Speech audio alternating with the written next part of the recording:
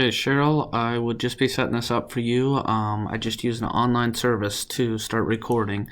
Basically, if you go to Screenomatic.com, you'll be able to get to a spot where you can launch a free recorder. I'm using the free recorder right now, and down in the bottom bottom left-hand corner, there's an option for me to hit record, and it is letting me record everything that's going on. I think it will be following my mouse. If I want to click on to a different website, I can do that. I can walk people through anything that they might need to do.